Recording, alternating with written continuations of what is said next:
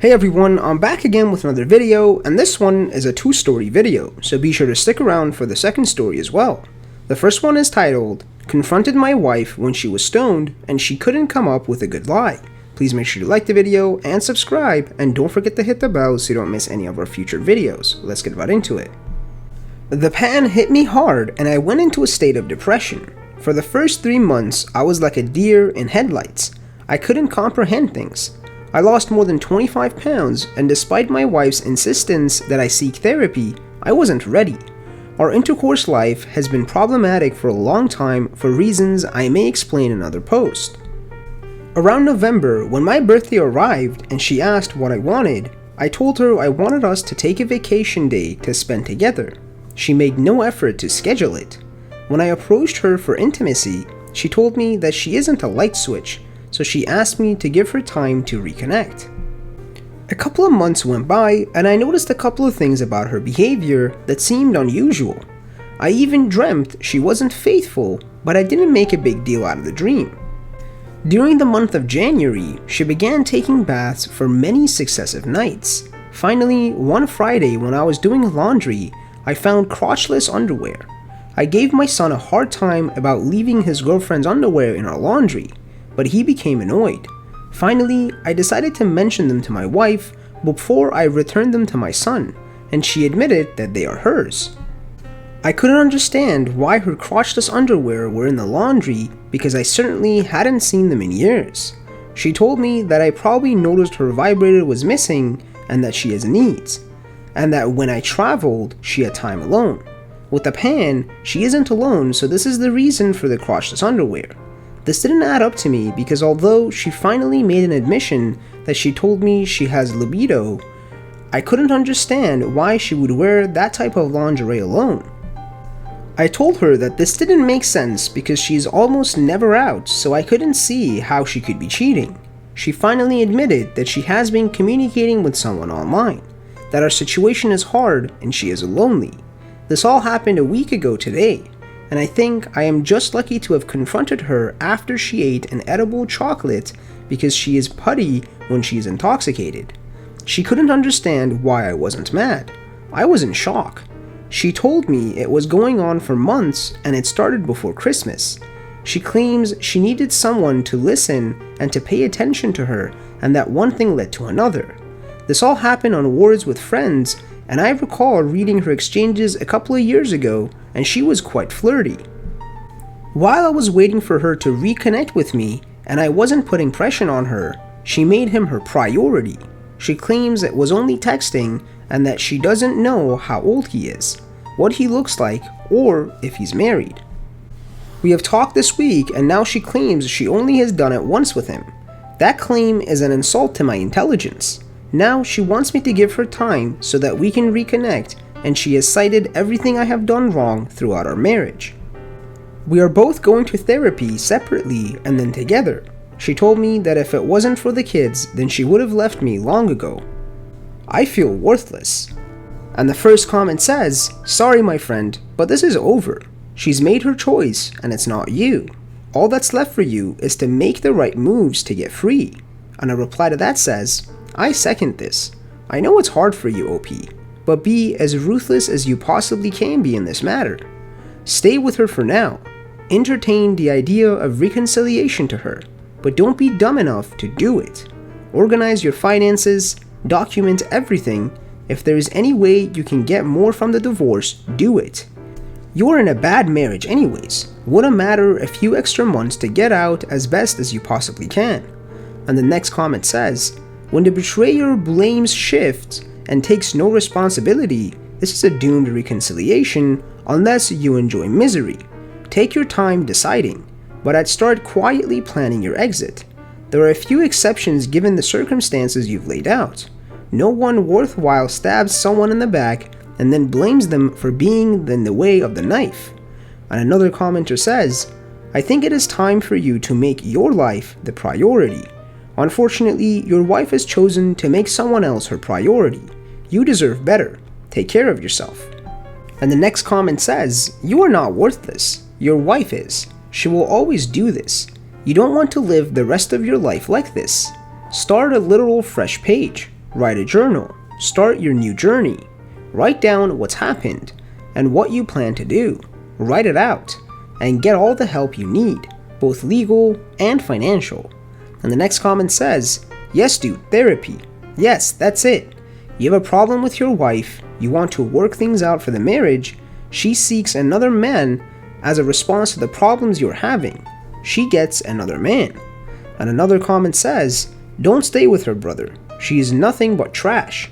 And the next commenter says, your wife's train has left the station, and she didn't buy you a ticket so that you could come along for the ride.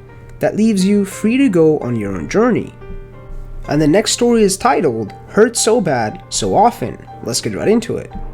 My wife cheated on me with the father of our oldest daughter's ex-boyfriend. My wife and I have been together since 1999 and have been married for 19 years tomorrow. Last summer, I found it odd that she was so adamant to have me help her clean out her whole van and put the seats down in it. She had some stuff that needed hauled to the donation place, so I chalked it up to that. Well, a few months later, I found out that the next day, she screwed this guy in the van in an empty parking lot in broad daylight. They screwed again in the back of his truck behind a cornfield, and again in a cheap motel 45 minutes away. She let him put it in places I was never allowed, and she blew him without him even asking. She hates giving anything, and I always had to beg. They also did positions that I always wanted to do, but wasn't allowed. She isn't very exciting most of the time, and she says she just wanted him to like her. I ended up forgiving her, and we worked things out. That said, it still hurts. I still have dreams about them doing stuff, and she still isn't keen on doing those things with me. She says it was just someone different and new, and that he pursued her hard. That much I know to be true because he's a serial cheater and has a reputation around here. Heck, he helped cause my buddy and his wife to get divorced. He has a way with words and then dumps the woman when he's gotten what he wanted. Somehow, the woman still flocked to him. Anyway, my heart is so heavy at times. And the first comment says, what are you looking for? She had intercourse with her daughter's ex-boyfriend, the same guy who broke up your friend's marriage, and she added to the emasculation by making you prepare the van for them. While you were cleaning her van, she already knew what she was going to do and made you do it. She knew what kind of a person he was, and she wanted him to like her, while her husband gets to beg and get rejected. But it's all okay because now that he had his fun and discarded her, she's willing to go to Christian counseling and let you see her phone. So now she gets to go back to you, her security blanket, knowing that she had her fun and you'll still settle for leftovers. By the way, if he wants to have another session, you know she'll go ahead with it, right? I mean, that way, he'll still like her and you'll still love her, so it's a win-win. I know it's harsh, but I just want you to understand exactly what happened and what your future looks like. She has no consequences while you get to suffer. Somehow, that doesn't seem fair. And another commenter says, God, this is awful. I'm sorry. For what I know, I think you should leave. Sounds like she just doesn't want you at all, and you deserve to be desired. Bye, lady. And another commenter says, the level of disrespect here is higher than Mount Everest. This woman treated you like a chump. Sorry if it sounds harsh, but her actions indicate nothing less. She had you clean out a van so she can bone some dude in it? And you take this from her? Man, I hope the best for you. I do. But there's no way I'd ever take her back and be able to live with myself if my wife threw herself at a known dirtbag like that. What she did is just beyond the pale. My advice, from what I know, talk to an attorney and start finding a way to move on. This woman seemingly has no respect for you whatsoever. I'm not divorced, been married for 10 plus years, and we both know that if either of us ever pulled anything like this, it's an automatic, guaranteed instant divorce, no questions asked. You deserve better than this. Do not settle for this disrespect. No way, no way. And the next comment says, dude, I don't know what to say because I'm shocked that you let her back into your house. Why? What family, children, love? You don't respect yourself. You're scared of finances? God help you, friend. And the OP replied, I love her. We have 5 kids, including 5-year-old twins together. And the commenter replied, so this is your excuse?